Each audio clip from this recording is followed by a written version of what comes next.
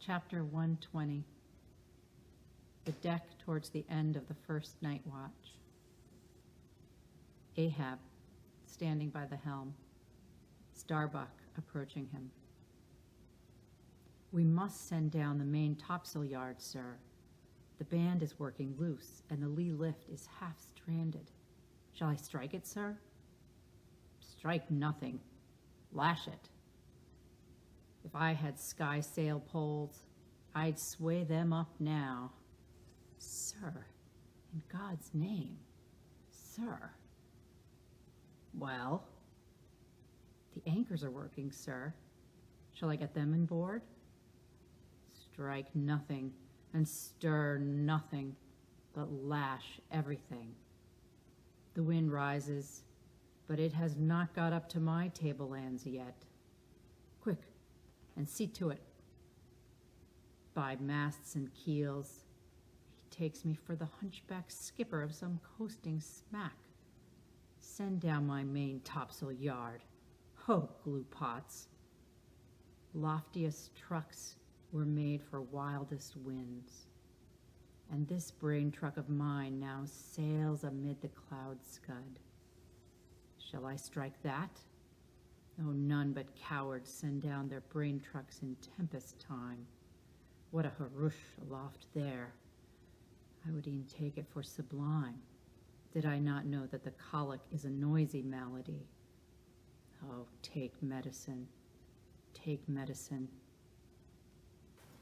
Chapter 121. Midnight, the forecastle bulwarks. Stub and Flask mounted on them, and passing additional lashings over the anchors there hanging. "No, Stub, you may pound that knot there as much as you please, but you will never pound into me what you were just now saying. And how long ago is it since you said the very contrary? Didn't you once say that whatever ship Ahab sails in, that ship should pay something extra on its insurance policy? Just as though it were loaded with powder barrels aft and boxes of lucifers forward? Stop now, didn't you say so?" "Well, suppose I did. What then? I've part changed my flesh since that time. Why not my mind? Besides, supposing we are loaded with powder barrels aft and lucifers forward, how the devil could the lucifers get a fire in this drenching spray here? Why, my little man, you have pretty red hair, but you couldn't get a fire now. Shake yourself, you're Aquarius or the water bearer, Flask. Might fill pitchers at your coat collar. Don't you see, then, that for these extra risks the marine insurance companies have extra guarantees? Here are hydrants, Flask. But hark again, and I'll answer you the other thing.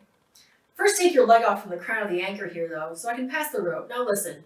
What's the mighty difference between holding a mast lightning rod in a storm and standing close by a mast that hasn't got any lightning rod at all in a storm? Don't you see, you timberhead, that no harm can come to the holder of the rod unless the mast is first struck? What are you talking about, then? Not one ship in 100 carries rods, and Ahab, I, man, and all of us, were in no more danger than, in my poor opinion, than all the crews in 10,000 ships now sailing the seas. Why, you king post you, I suppose you would have every man in the world go about with a small lightning rod running up the corner of his hat like a militia officer's skewered feather, and trailing behind like his sash. Why don't you be sensible, Flask? It's easy to be sensible. Why don't you, then? Any man with half an eye can be sensible." "I don't know that, Stub. You sometimes find it rather hard." "Yes, when a fellow's soaked through, it's hard to be sensible, that's a fact. And I am about drenched with this spray. Never mind, catch the turn there and pass it. Seems to me we're lashing down these anchors now as if they were never going to be used again. Tying these two anchors here, Flask, seems like tying a man's hands behind him. And what big, generous hands they are, too, to be sure. These are your iron fists, hey? What a hold they have, too. I wonder, Flask, whether the world is anchored anywhere. If she is, she swings with an uncommon long cable, though. There, hammer that knot down and we're done. So, next to touching land, landing on deck is the most satisfactory. I say, just ring out my jacket, Skirt, will ye? Thank you. They laugh at long talk so, Flask, but seems to me a long-tailed coat ought always to be worn in all storms afloat. The tails tapering down that way serve to carry off the water, do you see? Same with cocked hats. The cocks form gable and eave troughs, Flask. No more monkey jackets and tarpaulins for me. I must mount a swallowtail and drive down a beaver, so, hello, whoo! There goes my tarpaulin overboard. Lord, Lord, that the winds that come from heaven should be so unmannerly. This is a nasty night, lad. Chapter 122. Stop that thunder. Plenty, too much thunder up here. What's the use of thunder? We don't want thunder. We want rum. Give us a glass of rum.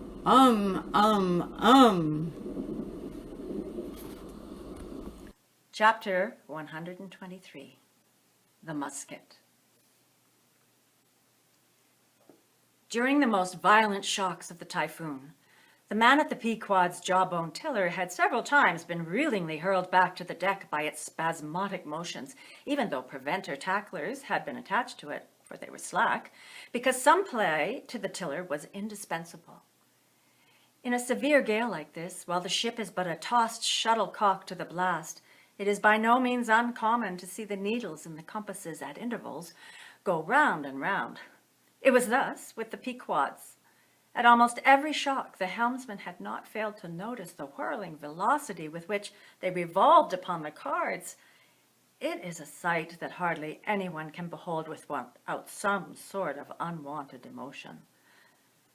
Some hours after midnight, the typhoon abated so much that through the strenuous exertions of Starbuck and Stubb, one engaged forward and the other aft, the shivered remnants of the jib and fore and maintop sails were cut adrift from the spars and went eddying out to leeward like an albatross, which sometimes are cast to the winds when the storm-tossed bird is on the wing. The three corresponding new sails were now bent and reefed, and a storm trysail was set further aft, so that the ship soon went through the water with some precision again. And the course, for the present east-southeast, which he was to steer, if practicable, was once more given to the helmsman. For during the violence of the gale, he had only steered according to its vicissitudes. But as he was now bringing the ship as near her course as possible, watching the compass meanwhile, lo, a good sign! The wind seemed coming around astern. Aye, the foul breeze became fair. Instantly, the yards were squared to the lively song of Ho, the fair wind! Oh, he-yo, cheerily, men! The crew singing for joy that so promising an event should so soon have falsified the evil portents preceding it. In compliance with the standing order of his commander to report immediately and at any one of the 24 hours any decided change in the affairs of the deck, Starbuck had no sooner trimmed the yards to the breeze, however reluctantly and gloomily, than he mechanically went below to apprise Captain Ahab of the circumstance. Ere knocking at his stateroom, he involuntarily paused before it a moment. The cabin lamp, taking long swings this way and that, was burning fitfully and casting fitful shadows upon the old man's bolted door, a thin one with fixed blinds inserted in place of upper panels. The isolated subterraneousness of the cabin made a certain humming silence to reign in there, though it was hooped round by all the roar of the elements. The loaded muskets in the rack were shiningly revealed as they stood upright against the forward bulkhead. Starbuck was an honest, upright man, but out of Starbuck's heart at that instant, when he saw the muskets, there strangely evolved an evil thought, but so blent with its neutral or good accompaniments that for the instant he hardly knew it for himself. He would have shot me once, he murmured. Yes, there's the very musket that he pointed at me, that one with the studded stock. Let me touch it. Lift it. Strange that I, who have handled so many deadly lances, strange that I should shake so now. Loaded? I must see. Aye, and powder in the pan. Oh, that's not good. Best spill it? Wait, I'll cure myself of this. I'll hold the musket boldly while I think. I come to report a fair wind to him. But how fair? Fair for death and doom? That's fair for Moby-Dick. It's a fair wind that's only fair for the accursed fish.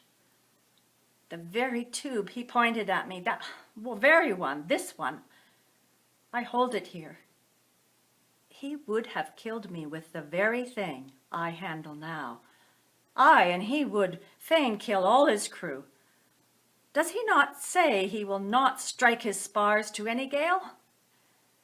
Has he not dashed his heavenly quadrant? And in these same perilous seas gropes he not his way by mere dead reckoning of the error-abounding log? And in this very typhoon did he not swear that he would have no lightning rods? But shall this crazed old man be tamely suffered to drag a whole ship's company down to doom with him? Yes, it would make him the wilful murderer of 30 men and more, if this ship come to any deadly harm. And come to deadly harm, my soul swears this ship will, if Ahab have his way. If then he were this instant put aside, that crime would not be his. Ah, is he muttering in his sleep?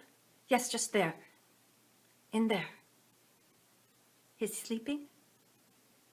Sleeping? Aye. But still alive. And soon awake again. I can't understand thee, then, old man. Not reasoning, not remonstrance, not entreaty wilt thou hearken to. Oh, all this thou scornest.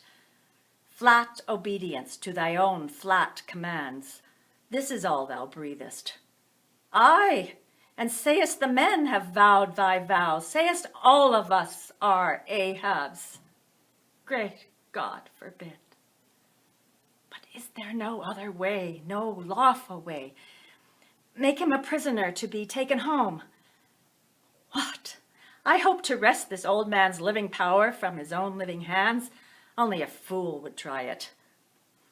Say he were pinioned even, knotted all over with ropes and hawsers, chained down to ring bolts on this cabin floor. He would be more hideous than a caged tiger then. I could not endure the sight. I could not possibly fly his howlings. All comfort, sleep itself, inestimable reason would leave me on the long, intolerable voyage. What then remains? The land is hundreds of leagues away, and Loch Japan the nearest. I stand alone here upon an open sea, with 2 oceans, and a whole continent between me and the law. Aye, 'tis so. Is heaven a murderer when its lightning strikes a would-be murderer in his bed, tindering the sheets and skin together? And would I be a murderer then if... And slowly and stealthily and half sideways looking, he placed the loaded musket's end against the door. On this level Ahab's hammock swings within, his head this way. A touch, and Starbuck may survive to hug his wife and child again. Oh, Mary, Mary, boy, boy, boy. But if I wake thee not to death, old man, who can tell to what unsounded deep Starbuck's body this day week may sink with all the crew?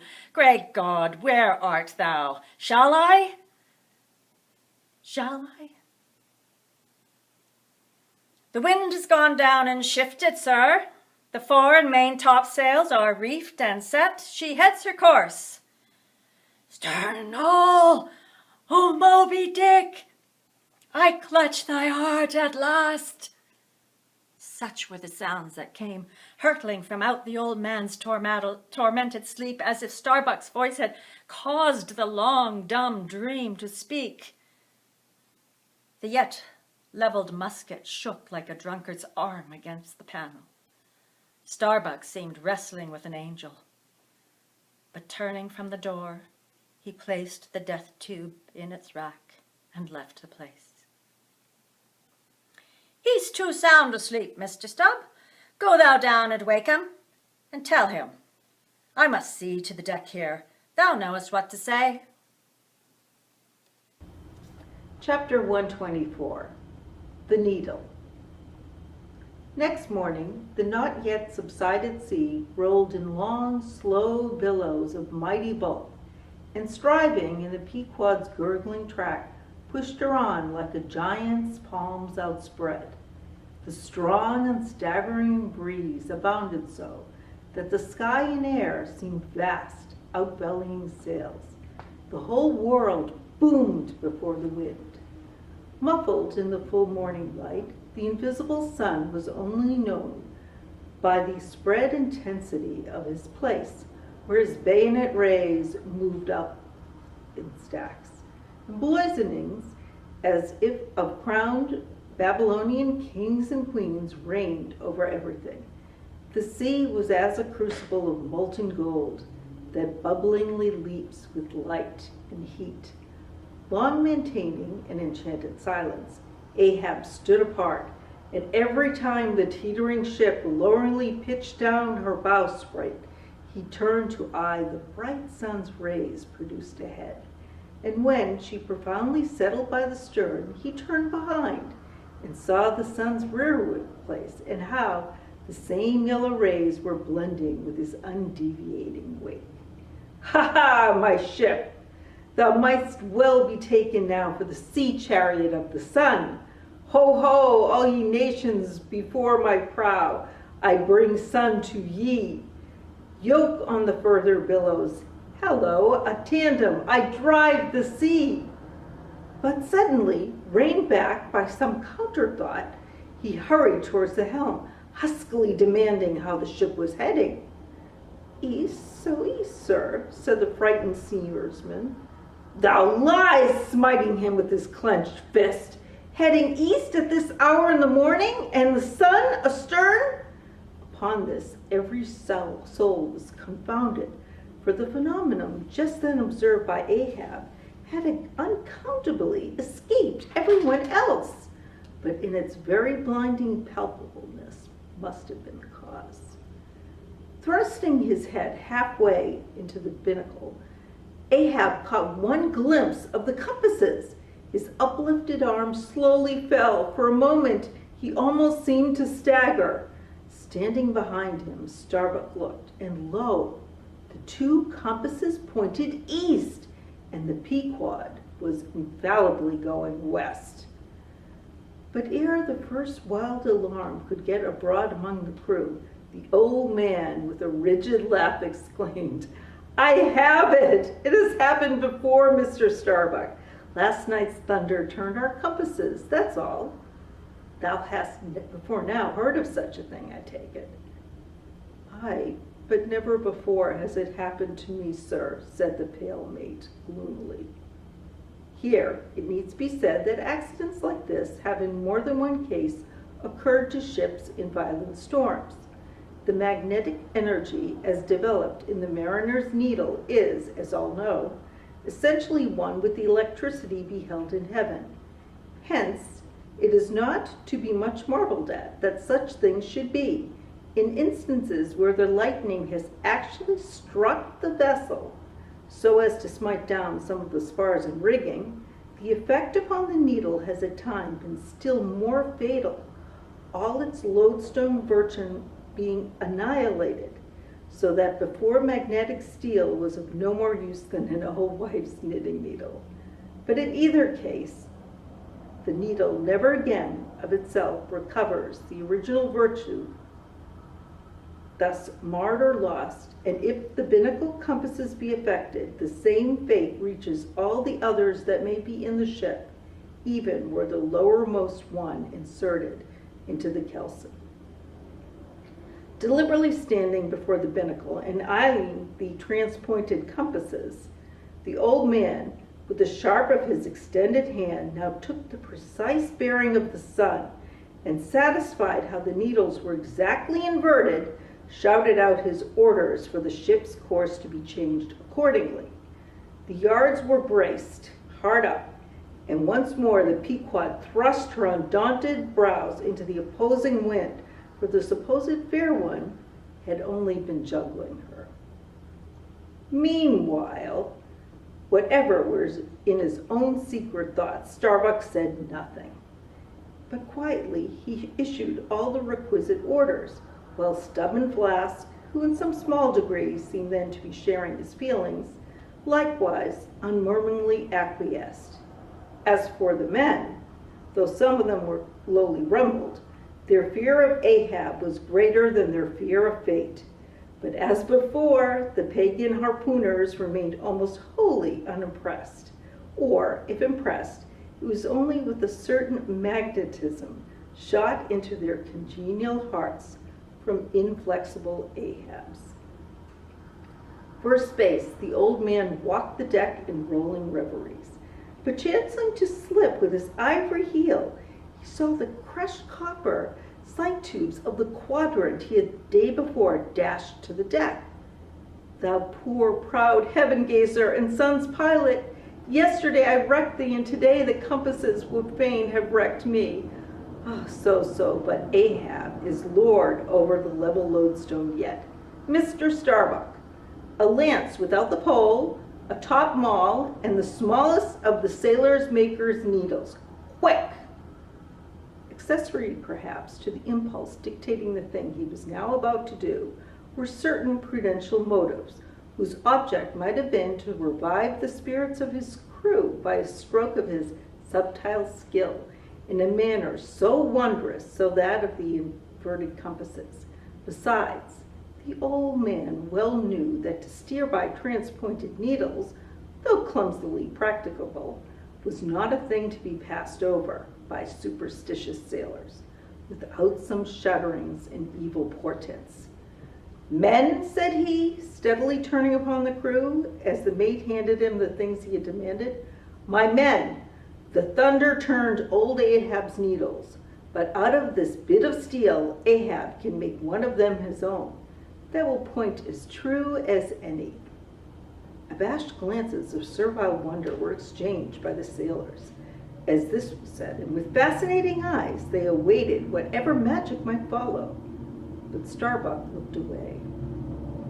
With the blow from the topmaul, Ahab knocked off the steel head of the lance, and then handing to the mate the long iron rod remaining, bade him hold it upright without touching the deck.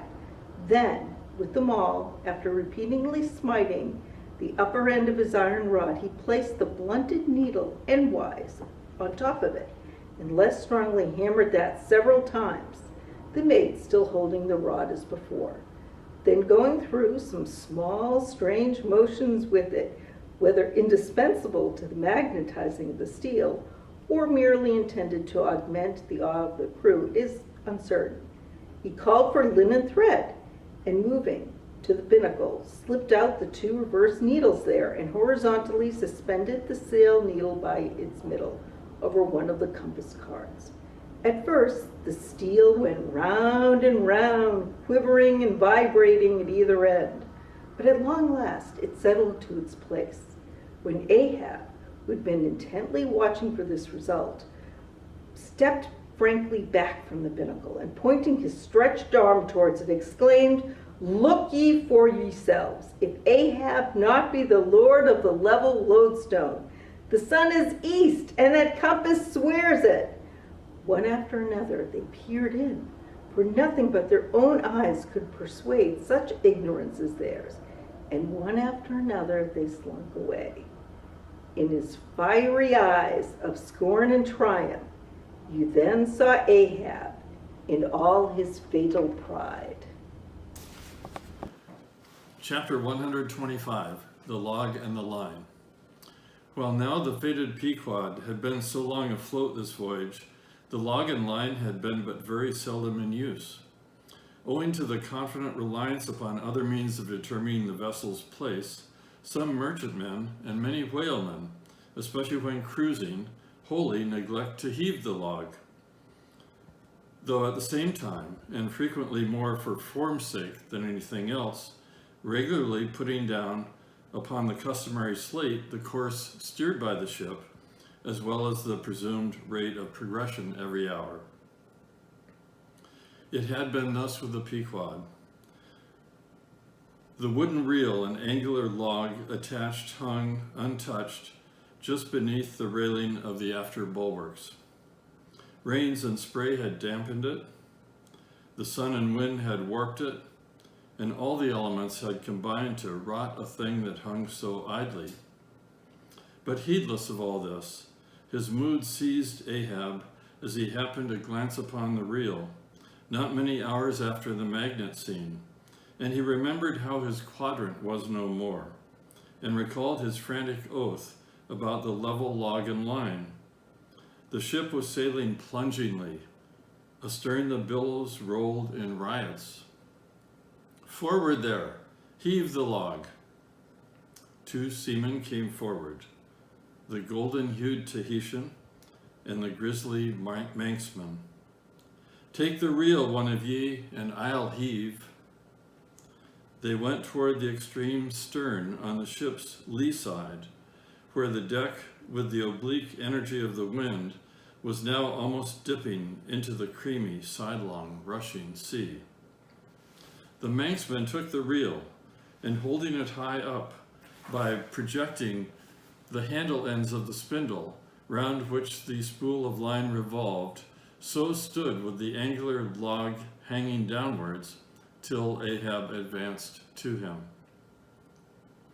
Ahab stood before him and was lightly unwinding some 30 or 40 turns to form a preliminary hand coil to toss overboard, when the old Manxman, who was intently eyeing both him and the line, made bold to speak. Sir, I mistrust it. This line looks far gone. Long heat and wet have spoiled it. 'Twill hold, old gentleman. Long heat and wet, have they spoiled thee?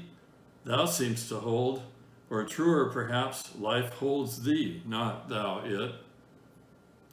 I hold the spool, sir, but just as my captain says, with these gray hairs of mine, 'tis not worthwhile disputing, especially with a superior who'll never confess. What's that? There's now a patched professor in Queen Nature's granite-founded college, but methinks he's too subservient. Where wert thou born? In the little rocky Isle of Man, sir. Excellent. Thou'st hit the world by that. I know not, sir, but I was born there. In the Isle of Man, hey? Well, the other way it's good. Here's a man from Man, a man born and once independent man, and now unmanned of man, which he is sucked in by what? Up with the reel. The dead blind wall butts all inquiring heads at last. Up with it, so. The log was heaved. The loose coils rapidly straightened out in a long dragging line astern, and then instantly the reel began to whirl. In turn, jerkingly raised and lowered by the rolling billows, the towing resistance of the log caused the old reelman to stagger strangely. Hold hard. Snap. The overstrained line sagged down in one long festoon. The tugging log was gone. I crush the quadrant. The thunder turns the needles, and now the mad sea parts the log line. But Ahab can mend all. Haul in here, Tahitian. Reel up, Manxman, and look ye, let the carpenter make another log, and mend thou the line. See to it. There he goes now. To him nothing's happened, but to me the skewer seems loosening out of the middle of the world. Haul in, Tahitian. These lines run whole, and whirling out, come in broken and dragging slow. Ha, Pip, come to help, huh, Pip? Pip? Whom call ye Pip? Pip jumped from the whaleboat. Pip's missing. Let's see now if you haven't fished him up. Here, fisherman. It drags hard. I guess he's holding on. Jerk him, Tahiti.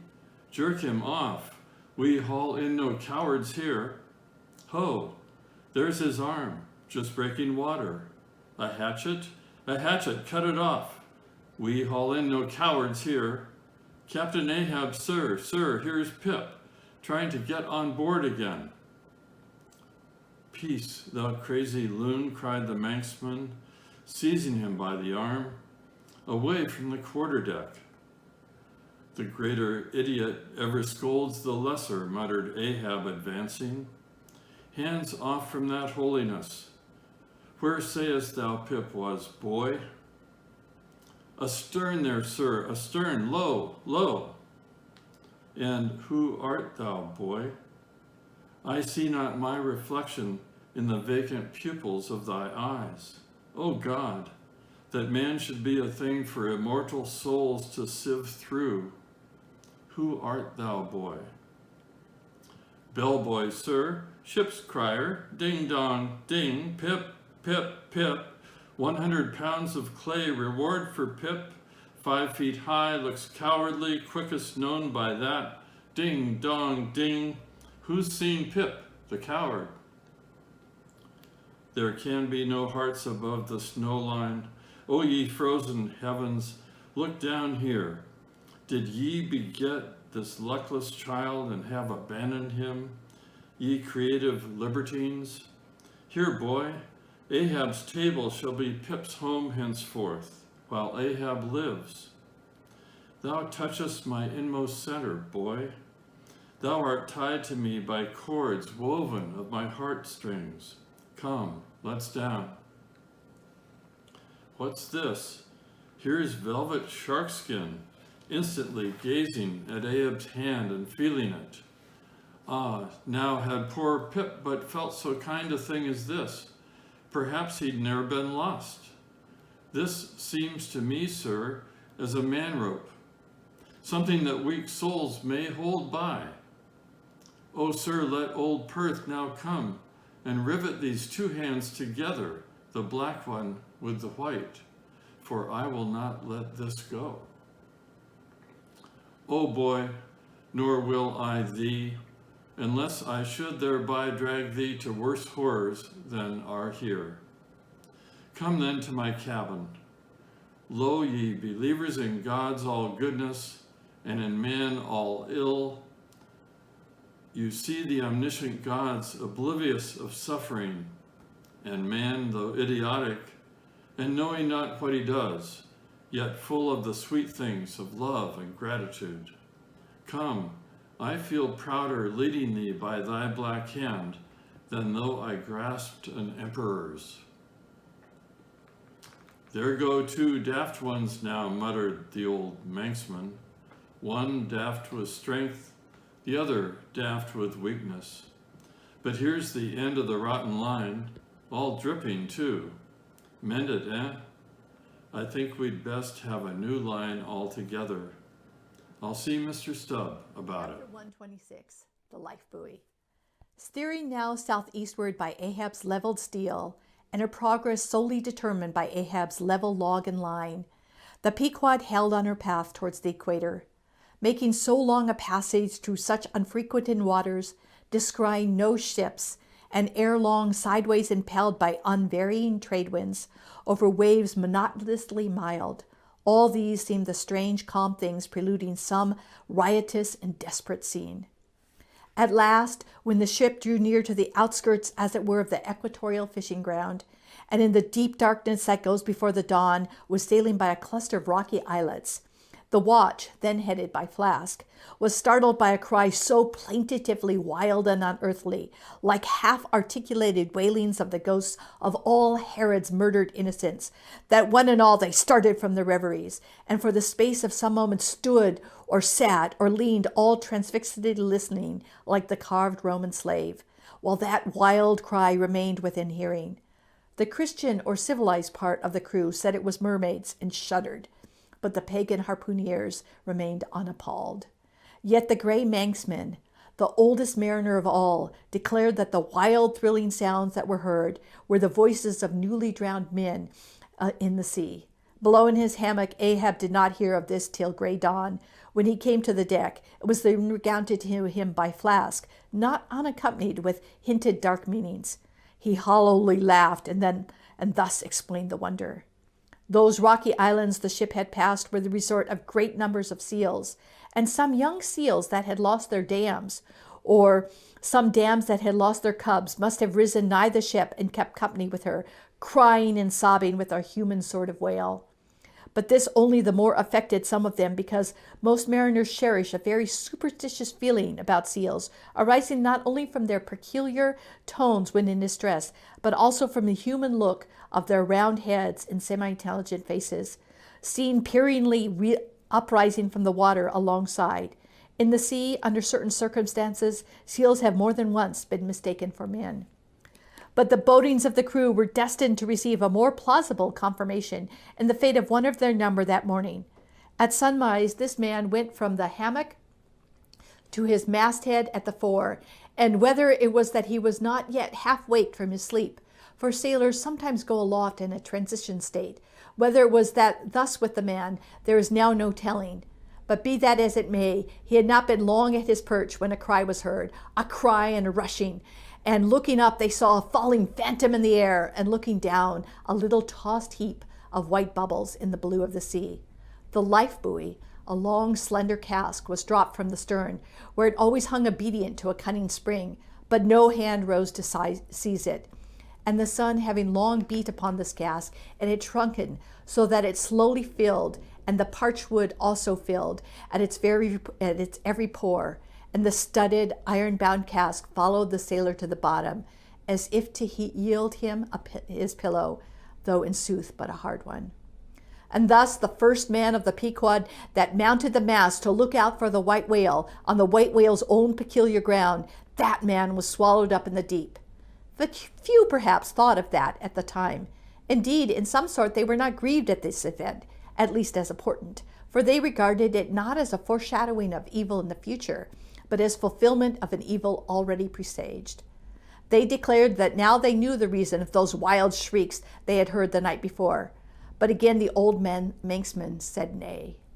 The lost life buoy was now to be replaced. Starbuck was directed to see to it, but as no cask of sufficient lightness could be found, and as in the feverish eagerness of what the approaching crisis of the voyage, all hands were impatient of any toil but what was directly connected with its final end, whatever that might prove to be. Therefore, they were going to leave the ship's stern unprovided with a buoy, when by certain strange signs and innuendos, Queequeg hinted a hint concerning his coffin. "A life buoy of a coffin?" cried Starbuck, starting. "Rather queer, that I should say," said Stubb. "It will make a good enough one," said Flask. "The carpenter here can arrange it easily." "Bring it up. There's nothing else for it," cried Starbuck after a melancholy pause. "Rig it, carpenter. Do not look at me so. The coffin, I mean. Dost thou hear me? Rig it." "And shall I nail down the lid, sir?" moving his hand as with a hammer. "Aye." "And shall I caulk the seams, sir?" moving his hand as with a caulking iron. "Aye." "And shall I then pay over the same with pitch, sir?" moving his hand as with a pitch pot. "Away! What possesses thee to this? Make a life buoy of the coffin, and no more. Mr. Stubb, Mr. Flask, come forward with me." He goes off in a huff. The whole he can endure, at the parts he balks. Now I don't like this. I make a leg for Captain Ahab, and he wears it like a gentleman. But I make a bandbox for Queequeg, and he won't put his head into it. Are all my pains to go for nothing with that coffin? And now I'm condemned. Now I'm ordered to make a life buoy of it. It's like turning an old coat, going to bring the flesh on the other side now. I don't like this cobbling sort of business. I don't like it at all. It's undignified. It's not my place. Let tinkers' brats do tinkerings. We are their betters. I like to take in hand none but clean, virgin, fair and square mathematical jobs. Something that regularly begins at the beginning and is at the middle when midway, and comes to an end at the conclusion. Not a cobbler's job that's an end in the middle and the beginning at the end. It's the old woman's tricks to be giving cobbling jobs. Lord, what an affection all old women have for tinkers. I know an old woman of 65 who ran away with a bald-headed young tinker once. And that's the reason I never would work for lonely widow old women ashore when I kept my job shop in the vineyard. They might have taken it into their lonely old heads to run off with me. But hey-ho, there are no caps at sea but snow caps. Let me see. Nail down the lid, caulk the seams, pay over the same with pitch, batten them down tight, and hang it with a snap spring over the ship's stern. Were ever such things done before with a coffin? Some superstitious old carpenters now would be tied up in the rigging ere they would do the job. But I'm made of knotty Aroostook hemlock. I don't budge, cruppered with a coffin, sailing about with a graveyard tray. But never mind. We workers in woods make bridal bedsteads and card tables, as well as coffins and hearses. We work by the month or by the job or by the profit, not for us to ask the why and wherefore of our work, unless it be too confounded cobbling, and then we stash it if we can. Hem! I'll do the job now tenderly. I'll have 'em. Let's see, how many in the ship's company all told? But I've forgotten. Anyway, I'll have me 30 separate Turk's-headed lifelines, such 3 feet, each 3 feet long, hanging all around to the coffin. Then if the hulls go down, there'll be 30 lively fellows all fighting for one coffin, a sight not seen very often beneath the sun. Come, hammer, caulking iron, pitchpot, and marlinspike. Let's to it.